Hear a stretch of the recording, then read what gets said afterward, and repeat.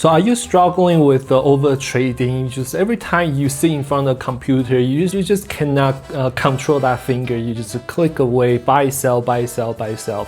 And before you know it, you run out of fund. And right after you run out of fund, the big move is there and everyone else is making a lot of money. What if I told you there is a one trick can help you solve that problem?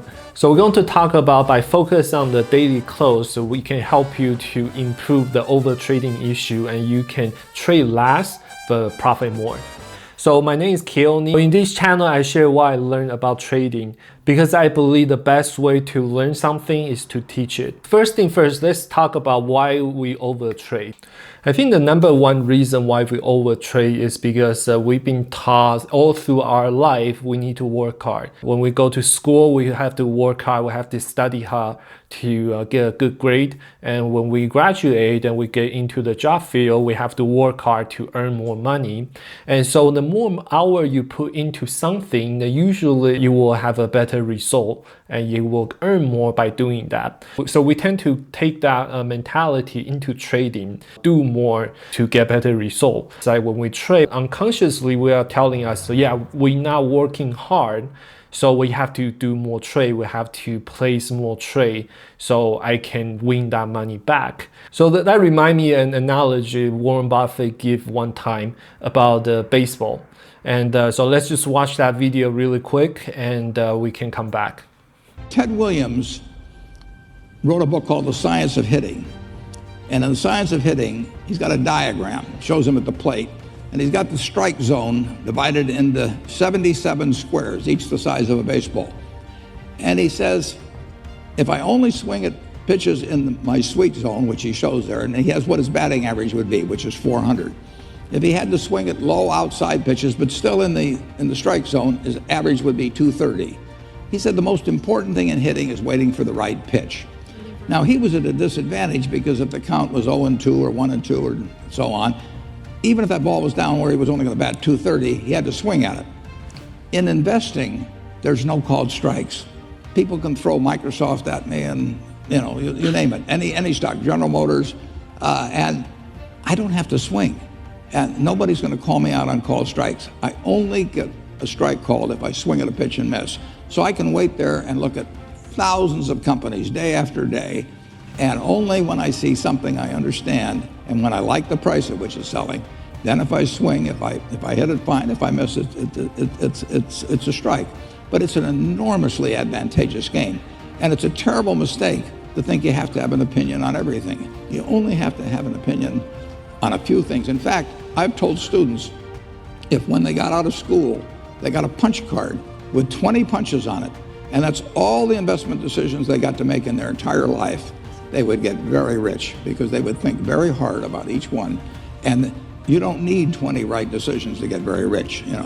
4 or 5 will probably do it over time. So I really like how Warren Buffett put it, because if you can wait for the ball to fall into the good zone and you can swing the bat, and there's a higher chance you can have a better result. You do more trade, and that means you expose yourself to more risk, and that means just there's a potential you can lose more money. So that's the reason why it's really important to change your mentality.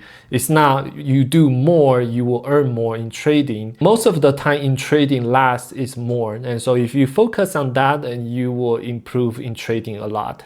So I want to give you a challenge to put that analogy into the test. So what if I tell you you can only place one trade a day? Not 5, not 10, not 300, just one trade a day. It's really to place one trade better than 200 trade.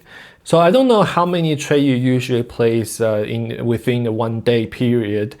Are you willing to try this one trade a day challenge? And just let me know down in the comment below.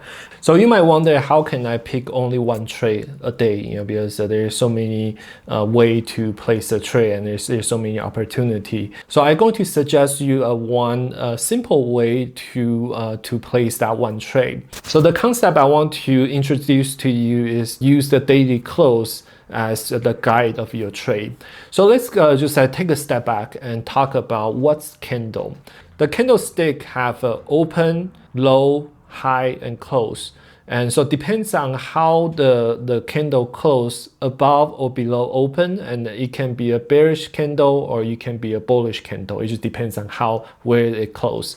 And with that being said, just like if we know the candle is going to close bearish, then we can just place the trade and put the stop above the open. So at first we're going to kind of decide candle's going to close above the open or below the open. So the new daily candle form is the 8 p.m. New York time. And so just like doing the new candle form and the New York Open, there's an Asian session and the London session. So we're going to trade on the New York session and use the Asian session and the London session as a guide. When the New York Open, where is the market sitting at? So if the market is sitting above the open, we're going to assume that today's candle is going to close bullish. The market is below, and we're going to assume the market is going to go bearish. So it's pretty simple, just like if you see the market is sitting above, then you take a long trade, only long trade on that day.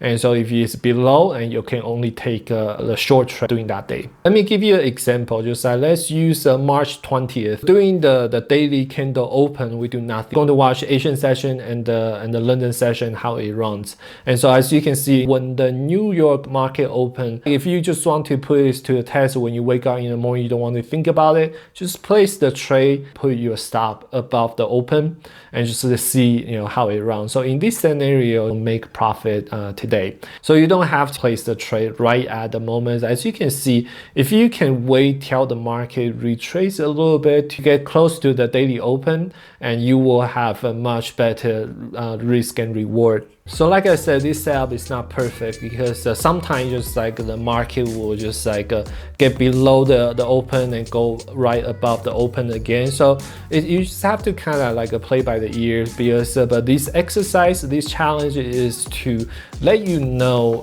the simplicity of the trading could be less is more, and more trade equal more losses. This challenge can really train your eyes so you can identify the quality of the opportunity. So it's a lot of times just like we fall into that trap, just like because a trader need to trade. Trader is usually just waiting. You're waiting for the good opportunity and just bang. So it's going to be easier on your risk control and also your psychology. So that way, just like it's not really hard mentally and financially and physically, because it's only one trade. And so you can add on any other things. You can use trend line, you can use the moving average to kind of just guide you along the way. But just like the idea of predict where is the market going to close, it's going to give you a clear guideline on how you're going to trade. And so it's kind of like you setting out your bias on how you're going to place the trade. So so after the challenge, I want you to do that